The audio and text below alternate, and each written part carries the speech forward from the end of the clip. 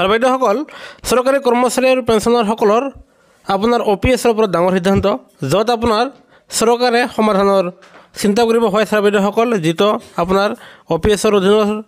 চৰকাৰী কৰ্মচাৰীসকলৰ লগতে NPS ৰ অধীনৰ চৰকাৰী কৰ্মচাৰীসকলৰ কাৰণে অত্যন্ত ভাল খবৰ। য'ত এজন NPS ৰ অধীনৰ চৰকাৰী কৰ্মচাৰীসকলে তেখেতসকলে যিখিনি টকা জমা কৰে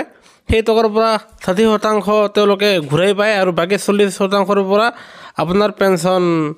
পায়, আৰু যাৰ ফলত আপোনাৰ NPS ৰ অধীনৰ কৰ্মচাৰীসকলে বৰ্তমান সময়ত 1500 টকা 2000 টকাহে তেওঁলোকে পেঞ্চন পোৱা দেখা যায়। আনফালে OPS ৰ ক্ষেত্ৰত বেলেগ পুৰণা পেঞ্চনৰ অধীনৰ চৰকাৰী কৰ্মচাৰীসকলে তেওঁলোকে অৱসৰৰ আপোনাৰ অন্তিম দৰমহাৰ 50% তেওঁলোকে পেঞ্চন হিচাপে লাভ কৰে, আৰু সেয়েহে NPS ৰ অধীনৰ চৰকাৰী কৰ্মচাৰীসকলে আপোনাৰ বিত্তমন্ত্ৰী অজন্তা নেওগৰ লগতে আপোনাৰ মাননীয় মুখ্যমন্ত্ৰীৰ সৈতে দেখা কৰে, আৰু যাৰ ফলত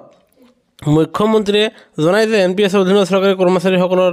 তেওঁলোকৰ যি 10% কাটি লোৱা হয় সেয়া আপোনাৰ বঢ়াই 14% কৰে, আৰু যাতে তেওঁলোকৰ পেঞ্চন পায় সেয়া চৰকাৰে আপোনাৰ ভাবি চাব, আৰু অতি শীঘ্ৰে এই সম্বন্ধে আপোনাৰ অসম চৰকাৰৰ পৰা ভাল খবৰ আহিব। আৰু সেয়েহে যোৱাকালি আপোনাৰ বিধানসভাত আপোনাৰ EGPৰ বিধায়ক ৰমেন্দ্ৰ নাৰায়ণ কলিতাই